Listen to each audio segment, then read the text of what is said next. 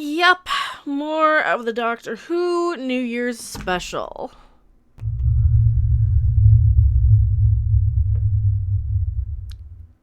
Hello everyone, I am Mecha Random 42, the one, the only, the original, your favorite YouTube harpy, and why? Why the faces? You're not... She's just doing a bad David Tennant. I keep saying this over and over and over again. So this is part 2 of Spyfall. If you caught the live review that Rob and I did last week, we decided against doing a live one this week because this episode was so boring. Not only that, we watched it so late. The Golden Globes dropped. There was other more important, urgent things to talk about than a boring, bad episode of Doctor Woke. So here we go. Let's pull up some screenshots the way I used to do it. Doctor Who, she got sucked into this, the dryer universe. This is where all the dryers vent to. Seriously, they couldn't, I guess I can appreciate the fact that it's not just a bunch of CGI tentacles in this universe. But fine, sure. Now, if you guys have no idea what's going on, me too, because it's the Doctor Who New Year's special. It should be a Christmas special, but isn't. It is the second part of Spyfall. So, in the last episode, we learned that the Master came back, is following the Doctor throughout time again, to what? To wipe her out? I mean, come on, there's so many ways, there's so many opportunities this guy has just to get rid of this woman. But he never takes them. He never takes. He's the worst bad guy ever. So no, she gets sucked into this alternate dimension thing where these other aliens are coming in to try and invade. And of course, on the other side, we still have Graham and the companions. Graham, the girl and the Ryan. What was her name? Yaz. We still have those three on the plane. They gotta land a plane. So she pulls a Bill and Ted, basically, and gives Ryan a whole bunch of clues. Like, hey, do this. Look here. And she has to, go back in time and set that up. But if she's going back in time to set the whole thing up... Oh, here we go. This is why the Doctor doesn't go back on their own timelines. And I guess that's the only way to save them, but it's very Bill and Ted. It's just a very lazy way of writing yourself out of a corner when you're a show about traveling throughout space and time. Oh, just to say, oh yeah, I have a time machine, I can just go back and fix it. Okay, that's cute on Bill and Ted. It works there because it's not as serious of a show, I guess, is the only way to do it.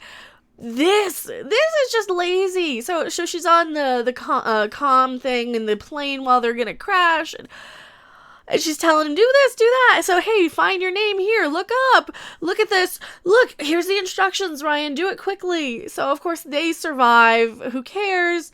They're the weakest part of this. They really didn't need to be here. They could have wrote them out because guess what? They gave her new companions. They gave her some shiny new companions. I still like them. I don't like them as much as I liked the other people she was working with. And even though it got a little too wham and powery for my taste, it kind of did make a point that, yes, we've always had historical females doing amazing things because women are not just this, it's not this new concept like a lot of these modern writers want you to think that women are just all of a sudden empowered. No, we've been kicking butt for quite some time. So... Like this lady here, she's from the Victorian era. I can't remember her name. She was like the pioneer, the daughter of Lord Byron is what I remember as. I can't remember her name because, this episode was putting me to sleep. It really was. So she is the pioneer in computing technology. She comes out of the 1830s in the steam era of everything. And this is actually a really cool sequence. Well, she's over on the other side for some reason with the Doctor. I don't know why they explain that. Pretty much anybody who got zapped by those aliens that are coming through died, except for her for some reason. Oh, and the Doctor and the companion. Well, they explained them away because they had traveled throughout time. Don't remember. I probably either spaced it out because maybe she was important and they didn't kill her or whatever. It just so this was so long and boring. This was an hour without commercials, more than an hour without commercials. They could have cut so much of this down, or just made it a next episode, and then next time, just make it a whole series long arc of the Doctor and the Master to set up, oh, and now he's been following her throughout time. Do it like the Bad Wolf stuff from the early stuff. Oh, no, they're not clever enough for that. This is the problem with the show. It thinks it's smarter than it is. It thinks, hey, we're so clever, we're so smart. And then it has to write up a whole bunch of convoluted, stupid, little lazy ways to write itself out of a corner while being, it's almost Discovery level bad. Maybe not so much. I mean, because at least there's parts of this that I can enjoy, and I can sit there and say, oh yeah, I kind of liked that. I like Lenny Henry's performance. Now he's still the bad guy, kind of unnecessary as an extra bad guy. It kind of seems like, okay, we have one too many bad guys in this now, but whatever, it's fine. This was more fascinating. I liked getting to see the old era London stuff again. And there was a great cameo. And it distracted me for a minute because I'm like, Rich Fulcher, Bob Fossil, Mighty Boosh. Huge Mighty Boosh fan. You can probably see him back there on my, oh yeah, right there. Huge Mighty Boosh fan. So I'm like, give the show to those people. Give the show to the Mighty Boosh people and it might get something good. No, we are just left with how boring and bland this Doctor is, making her little squish face, trying her best to be David Tennant. Oh, that's all I can say. But no, so she's here because this is one of the ladies who were one of the early pioneers in computing technology, etc., etc. This dude back here is actually one of the creators of, what was it? It was like a calculating machine or something. I wasn't paying as much attention as I probably should have been because this is just it drags, and it's insultingly bad. Oh, and by the time these knuckleheads land the plane, then you get Lenny Henry comment on their phones and everywhere saying, hey, you guys are being tracked everywhere. And it's an interesting concept about, oh yeah, they set it up to where, yeah, your phone is tracking you while your devices are tracking you, etc., etc., etc. Just like what South Park did with the human Sentai pad thing, where they're like, oh yeah, look at all the things you agreed to willy-nilly.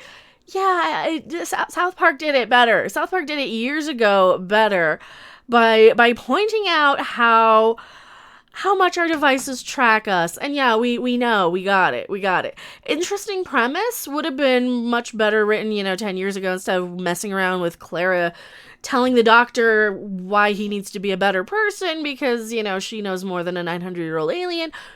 And here you go. They're like, smash your phones. We're being tracked.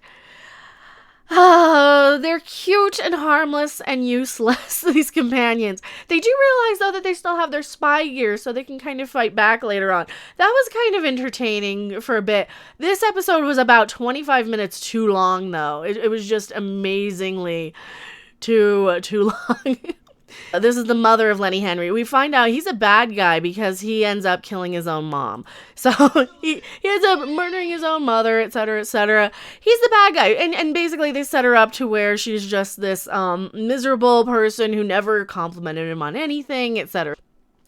But here we at least find that they fight back. They've realized, oh, we've got laser shoes, the companions. She has too darn many. I keep saying she has too darn many companions. And then she goes back in time and picks up some more. She picks up the Victorian chick. She goes back in time there. Of course, we got the whole, very long, overly dramatic grandstanding of, hey, we're going to take over the world, etc., etc. I clicked too fast. But you know what? Who cares about that? We're rushing through this one because I feel like my pacing needs to be faster than the Doctor Who pacing. This was a huge problem that I had. Now, so this is her other companion. This is the British spy working over in World War II era Paris. And the fact that the Doctor did not recognize immediately where she was just discredits her as a time-traveling authority figure. Oh, she steps up and she's got the other chick with her from the 1800s and they're like, oh, where are we? World War II, bitch. That's where you're at. I know it. Everybody knew it. Why are you the dumbest person on the show, the Doctor? Why is everybody else better? Well, I like these companions. I will give it that. So we got the chick who, she ends up like hiding them under the floorboard, the Doctor and the other chick that she brought back from the 1800s. This show is just not good anymore. So of course then they get a message back, but the Doctor has to be clever, so she sends a little fake message. Now remember how the Master, this is the other big problem I had with this. So we step up and we realize that the Master is, working with the World War II bad guys that we're not allowed to say on YouTube anymore. And I'm like, they have an Indian ethnic background sort of actor playing the Master. Fine, that's fine. That's perfectly fine. My first thought was, how is this guy gonna pass himself off as a World War II bad guy? They were not exactly very inclusive and a diverse bunch of people, now were they? Oh, he's got a mental implant thing, that psychic perception, blah blah blah, whatever. And of course she's like, that's easy to jam. She jams it way too late with her little handy dandy sonic G-spot stimulator, whatever the crap you want to call it. This episode went on so long, especially once we got to this stuff. There's so much grandstanding. There's so much explaining. There's just so much. And then, of course, we cut back to this. Lenny Henry, you're all gonna die, blah, blah, blah, blah, blah, again. The expression she makes. Oh, the expressions. So, of course, towards the end, they have this giant battle at the top of, the Eiffel Tower or something? I don't even remember anymore. Has this giant, long conversation about all these things. And he does the one thing that bad guys aren't supposed to do. Tell you every little detail of their plan over and over and over again. And misses every opportunity just to do away with her once and for all. I guess he's lonely and he wants somebody to torment because, he's can't get any attention on his own. He's kind of a big fat failure. That's the problem with this episode, though, is it goes on so long with the Doctor and the Master. And I don't think I got any screenshots of him. I might have just skipped over him quickly. He has so many opportunities to tell her what for. And of course she's like, oh yes, I jammed your signal. And she just turns him over to the World War II bad guys. But then we learn he sits there and waits for her on Earth for 70 some odd years just for this moment. Like, okay, she's been on Earth how many times in every other incarnation? You know this. You have a history. She's going to go back and plant herself on the plane to go and Bill and Ted the whole situation for Ryan. Why can't you go and Bill and Ted this situation and set up some more traps for her along the way in this incarnation?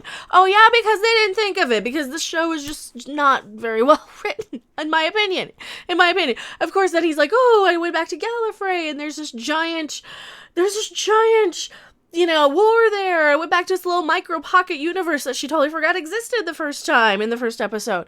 And boom, it's all on fire and it's burning and Gallifrey is destroyed. And of course we learn that he's the one who did it, of course, because he did. For something so slow and long and drawn out, I mean, they could have sprinkled some of the stuff in other plots along the way in the season, like they did the Bad Wolf stuff. No, it feels like they're just blowing their shot, and this is like dating a 2-pump chump, right? You're just blowing your load all in one episode by going at it the slowest, most boring way possible. I don't know how else to explain that. It's just ridiculous. And then, of course, the companions finally corner her and say, hey, who are you? Why? Who are you? So she finally says, yeah, I'm this person. I stole a TARDIS, blah, blah, blah, blah. Finally, I like the other companions better. I like the French-British spy chick and the 1800s scientist chick a lot better than these people. It made sense. I kind of felt like I was watching Doctor Who for a second. She even gives the girl from the 1800s a cell phone. Oh, I don't know what to do with this device. It's cute. I like that part of it, but man, this show is just not doing me any favors. So tell me what you guys think in the comment section below. I am Mecha Random 42. I'm gonna head over to my live stream. I'll see you guys later. Bye. Thanks for watching. If you liked it, make sure to hit that like button. And if you want to see more, don't forget to subscribe. See you in the next video.